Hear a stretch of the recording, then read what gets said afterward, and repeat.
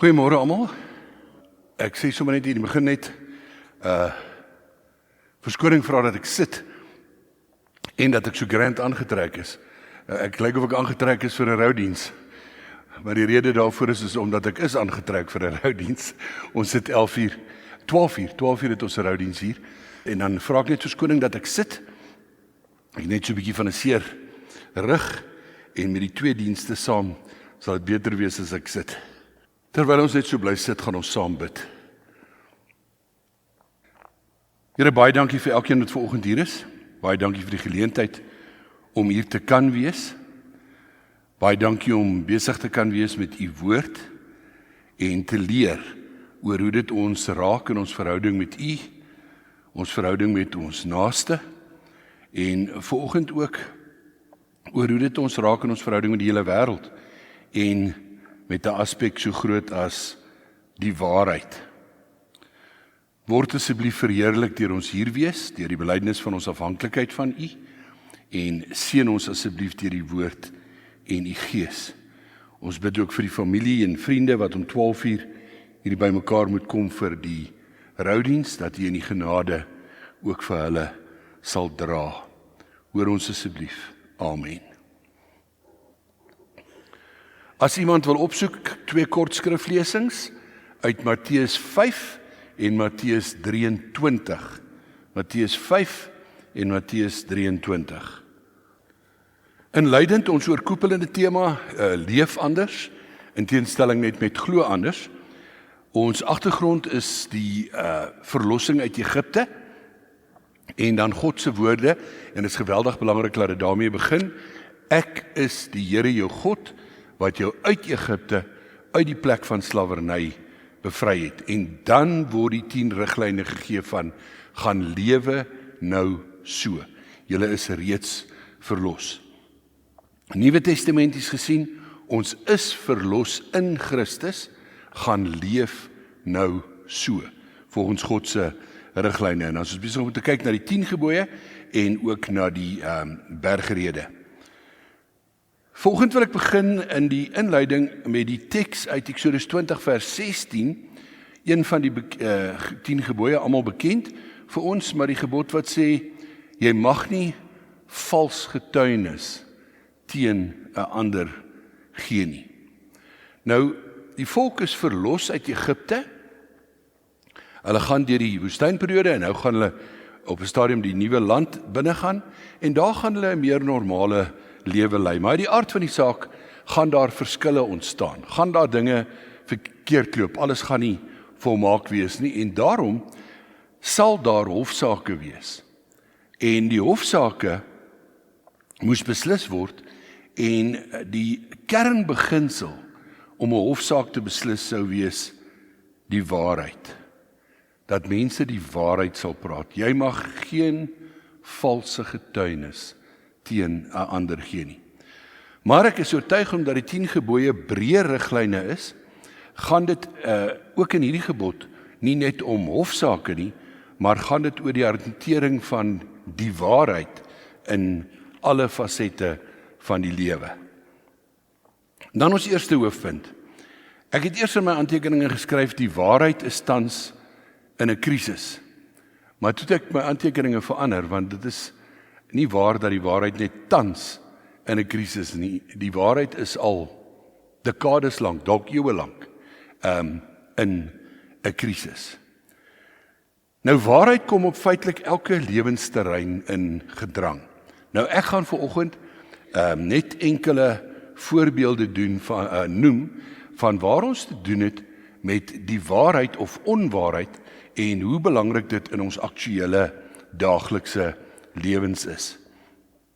Ek gaan sommer begin met 'n paar baie interessante lewensterreine. Die heel eerste is advertensies.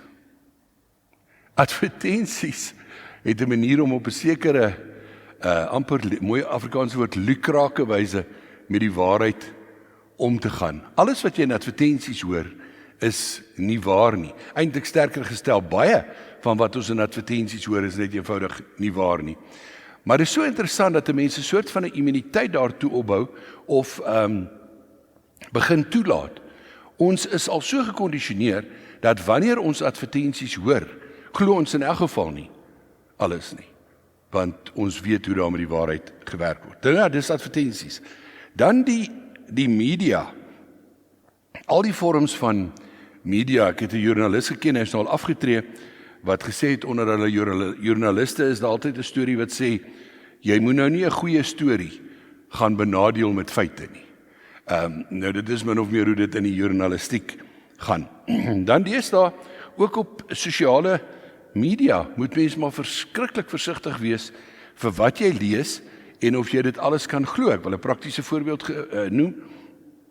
Die naweek het Karen vir my 'n boodskap aangestuur van 'n olifant wat blykbaar of 'n veldwagter wat vermis geraak het en dood in die veld was, en die olifant het sy liggaam vir dae lank opgepas en hyenas weggehou en selfs met takke bedek en so aan, en regtig by hom gewaak, en dat dit toe later gebleik het dat hy hierdie olifantkalf jare van tevore as kalf gered het toe stroopers die ma doodgemaak het. En ek bedoel, dit is 'n pragtige en 'n aangrypende storie.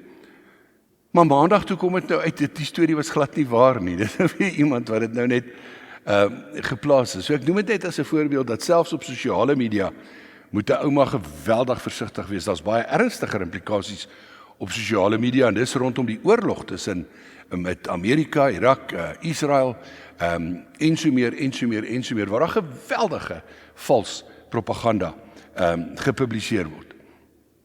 Dan wil ek die terrein noem van sport. Eers 'n ou voorbeeld en dan twee relatiewe nuwe voorbeelde. In sport word daar ook op 'n sekere manier nie met die waarheid gewerk nie. Eerste voorbeeld wat ek wil noem is in cricket. In cricket is dit so dat terwyl jy speel, hou die spelers altyd die een kant, die een halfte van 'n cricketbal, vry vir hulle blink. Die ander kant van die bal moet maar so met die speel rondgrof word, want dan as jy nou 'n draaibouler het, dan draai die bal beter in die lug met die gladde kant, wat nou glad is, en die grove kant grof. Maar so is daar jare terug spelers betrap met koeldrankproppies in hulle sak, en as hulle daai bal nou so kamtig blink vryf, dan is hulle eintlik besig om die ander kant van die bal grof te vryf. Dit is om nie met die waarheid te werk nie. Twee ander voorbeelde. 'n Paar jaar terug is daar 'n persoon met die Comrades Marathon betrap wat hier uit die bosse uitgekom het. Nou almal het gedink hy het gehardloop, en hy het toe nou maar in die bosse ingegaan om net 'n draaitjie te loop, en toe weer uit die bos uitgekom. Maar dit was toe glad nie die waarheid nie. Hy was al die tyd voor die tyd al daar in die bos, het hy weggekruip, en toe hy nou min of meer dink is die regte tyd, toe val hy sommer hier by die halfpad merk val hy in die marathon, en hy is toe uitgevang. En heel onlangs ook in sport is daar atlete betrap wat tydens 'n marathon ook op 'n sekere stadium met ander atlete hulle daai lappies met die nommers op omgeruil het. So een atleet het vir 'n ander atleet die wedloop klaar gehardloop. Dit beteken ook in sport word daar nie al die tyd met die waarheid gewerk nie. Oor die politiek gaan ek nou maar vanoggend skiep as dit reg is met julle. Maar daar weet ons kry die hele tyd vals beloftes. Die waarheid is maar 'n skaars ding in die politiek. Dan wil ek so 'n bietjie stil staan vir 'n oomblik by nog 'n of twee terreine. En die eerste is die versekeringswese. Kom ons kyk eers gou na die korttermyn versekering. Die versekeringsmaatskappye sit met die probleem dat kliënte valse eise indien of onwaar eise indien. Eis vir dinge wat hulle sê gesteel is, wat nie werklik gesteel is nie. So die kliënte werk nie met die waarheid nie. Nou dit lei tot 'n baie interessante skaakspel. So die versekeringsmaatskappye is nie 'n liefdadigheidsorganisasie nie. Dis 'n besigheid en hulle wil geld maak. So wat doen hulle? Hulle laai ons almal se premies.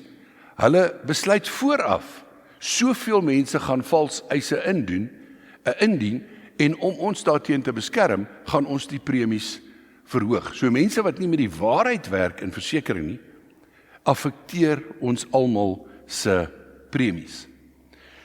Dan, wanneer dit kom by lewenspolis, laat ek ook nog by die korttermynpolisse eers sê,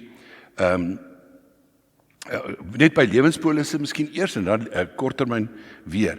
Lewenspolisse, daar's van hierdie lewenspolismaatskappye wat se advertensies verskriklik misleidend is. Byvoorbeeld, geen mediese vrae word gevra nie, geen mediese ondersoeke word vereis nie, en also, dit is net so, jy bel net daai nommer of jy stuur 'n SMS en dan kry jy lewensversekering. Maar die oomblik wat die persoon sterf, dan is daar allerlei klousules wat sê, maar jy het 'n toestand gehad wat jy nie verklaar het nie. Jy was op bloeddrukmedikasie, of jy was vir hierdie ondersoek vir jou hart, of dit of dat of dat, en dan kom hulle uit die ding uit en nou hoef hulle nie te betaal nie. So hulle werk nie met die waarheid nie.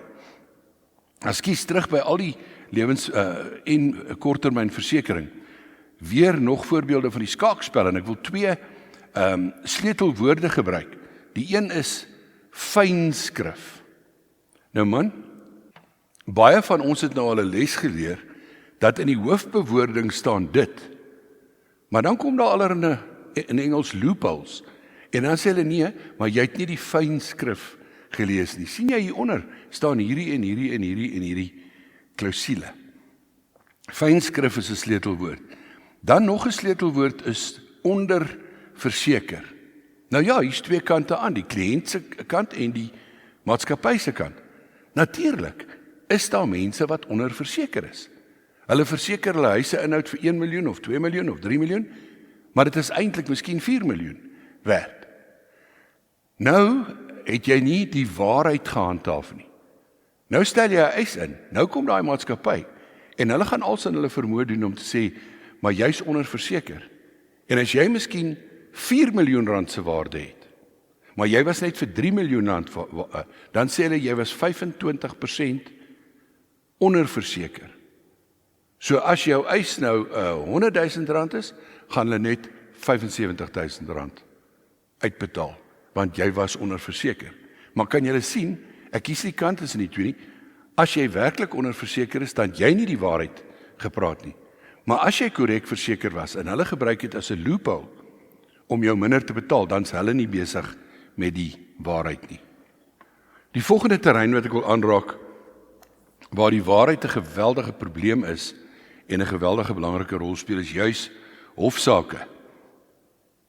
Nou kom ek wys op die ironie. Eintlik in 'n hof het jy iets soos eedswering.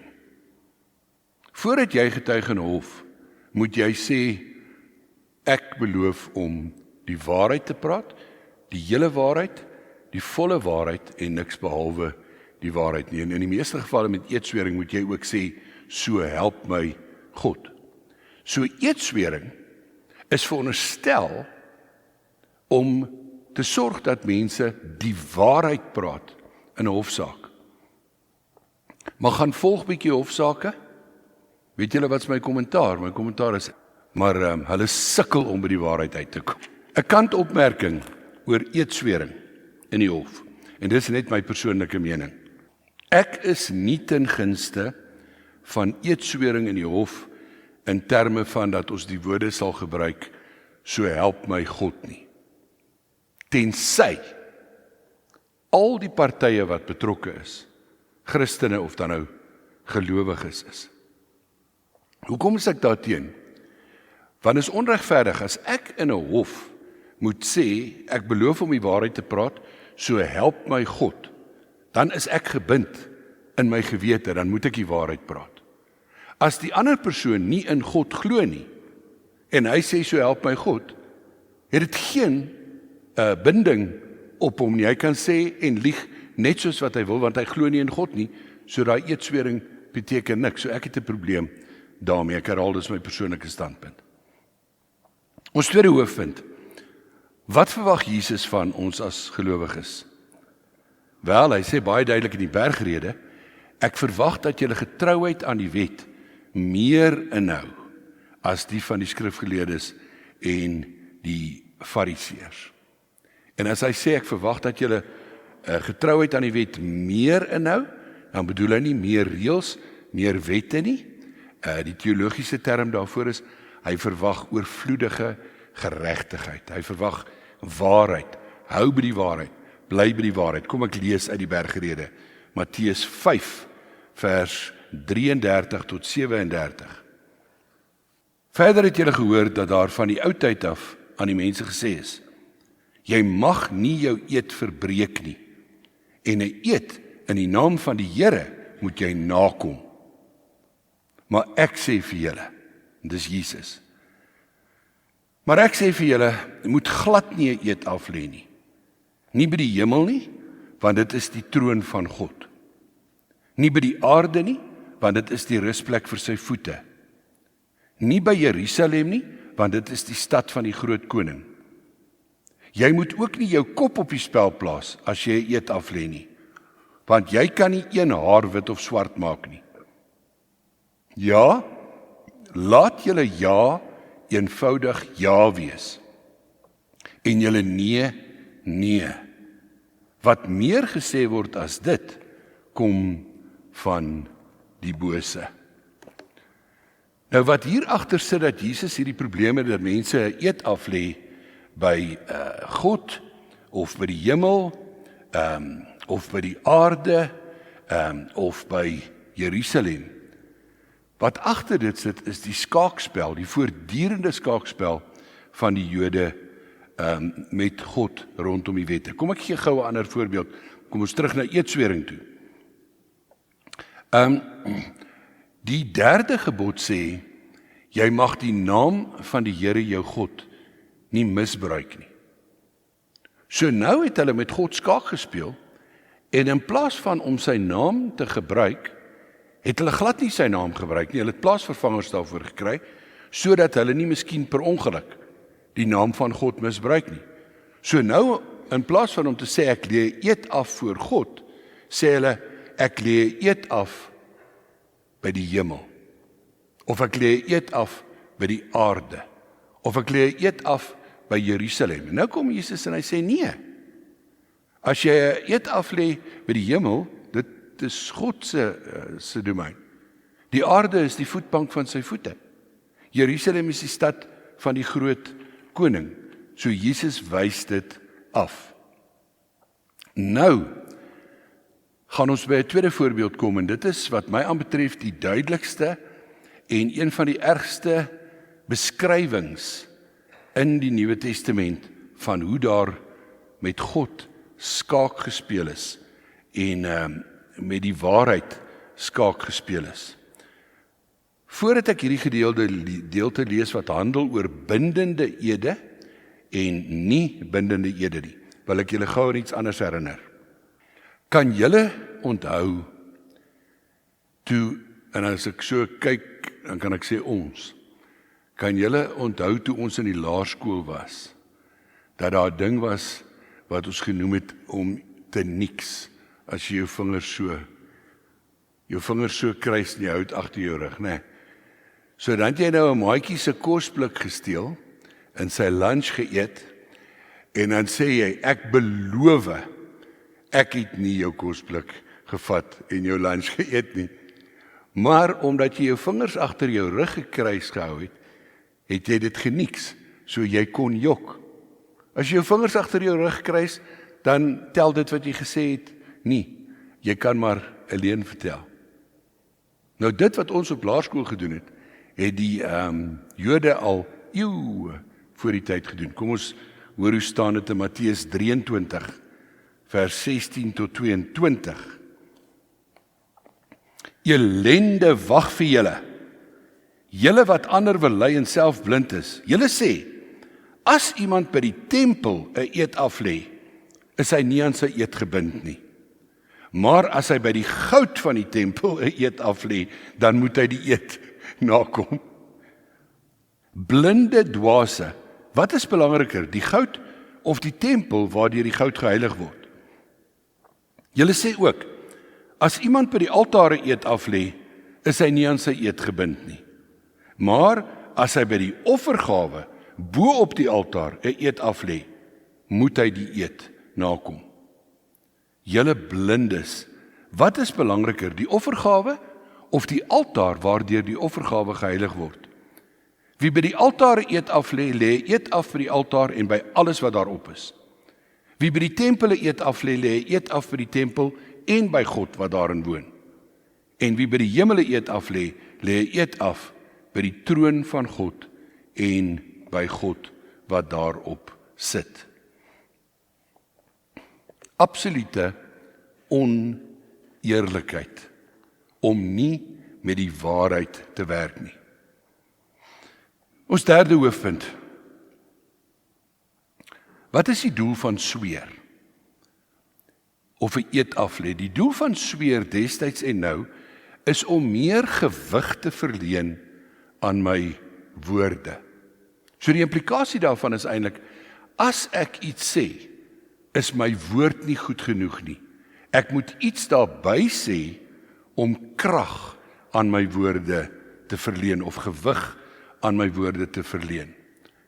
Huidiglik is die woorde wat ons baie keer hoor, dat iemand sal iets vertel en dan sê hy, die Here hoor my. Het julle dit ook al baie keer gehoor? Ek kan regtig iets oorkom as iemand storie vertel en hy sê, die Here hoor my. En as iemand dit sê, vertrou ek hom klaar nie maklik nie. Die Here hoor my, of God is my getuie, of ek sweer. Selfs die vraag na belowe, ek dink dis 'n verklapping dat daar 'n probleem is met die waarheid, as iemand vir jou iets sê en jy vra vir hulle, belowe? Want as jy sê belowe, dan sê jy eintlik is jou woord nie goed genoeg nie. Ons vierde hoofpunt. Die kern van alles is om betroubaar te wees.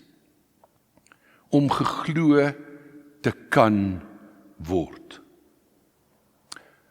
Nou, ek wil hier 'n sielkundige aanhaal, Cecilia Bok. Ek haal nie gewoonlik sielkundiges in ander mense vreeslik aan nie, want dit is mos maar wat die kinders by die redenaarskompetisies moet doen. Maar ek het hierdie interessante ding gelees. En dit is dat hierdie sielkundige het geskryf oor hoe leuns die sielkundige weerstand om te lieg afbreek en hoe dit makliker word. En sy beskryf dit so: om een leuen te vertel, sê sy, is maklik. Maar dit is baie moeilik om net een leuen te vertel. Ek wil dit net herhaal, want dit vat so 'n bietjie tyd om in te sink, né? Sy sê om een leuen te vertel is maklik, maar is baie moeilik om net een leuen te vertel. Dan wil ek 'n tweede manier daarby voeg, wat ek maar so deur die jare gehoor het, en wat vir my baie beteken, en dit is die spreekwoord wat sê, as jy die waarheid praat, het jy die voordeel, dat jy hoef nie te onthou wat jy gesê het nie. Is dit nie pragtig nie? As jy die waarheid praat, hoef jy nie te onthou wat het jy gesê nie. Dis, ek dink is pragtig. Ons vyfde hoofpunt. Die wonderlike eenvoud van Jesus se riglyn. Ek herhaal net vers 37 van Matteus 5. Die wonderlike eenvoud van Jesus se riglyn. Laat julle ja eenvoudig ja wees en julle nee nee. Wat meer gesê word as dit, kom van die bose. Maar nou moet ons in hierdie vyfde punt ook die motivering uitlig. Opregtheid, eerlikheid, eerbaar met die waarheid werk. Hoekom? Omdat God my gered het en my wese verander het. Nie omdat ek 'n goeie mens is nie. Nie omdat dit die regte ding is om te doen nie. Nie omdat dit is wat mense van my kan verwag nie. Die rede hoekom ons die waarheid moet praat en met die waarheid moet lewe, is omdat God ons in Christus Jesus verlos het. Saam met die waarheid hoort daar geen ekstras, geen beloftes, geen waarborge nie. Net laat julle ja, ja wees en laat julle nee, nee wees. Ek glo ons almal het rede en grond tot selfondersoek. Elkeen kan vir homself afvra, hoe betroubaar is ek? Hoe goed is my woord Die belangrikste vraag: hoe verander my verlossing my verhouding met die waarheid? Hoe verander my verlossing my verhouding met die waarheid? Amen. Paar oomblikke geleentheid vir stil gebed.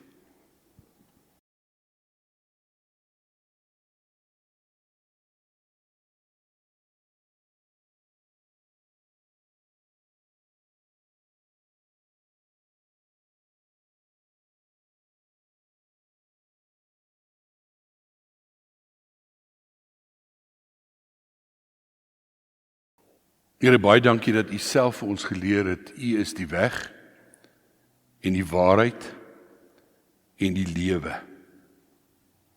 Ons so bid dat U vir ons sal help, want ons is daagliks op soveel verskillende maniere blootgestel aan die verskriklike interaksie en nagevolge van wanneer daar nie met die waarheid gewerk word nie. Ons is almal ook gereeld in die versoeking om maar te sê, maar almal jok maar. En daarom 'n soort van houding te hê, dan is dit oukei as ons dit ook doen. Ons wil bid dat U vir ons sal leer en lei deur U Gees om reg met die waarheid om te gaan in elke faset van ons lewe. Ons bid dit in afhanklikheid van U en ons bid dit op grond van die soenverdienste van Jesus Christus, ons Verlosser. Amen. Die genade van die Here Jesus Christus, die liefde van God, ons Vader, en die teenwoordigheid van die Heilige Gees is by ons, ook daar waar ons die hele tyd moet worstel met die stryd tussen waarheid en leuen. Amen.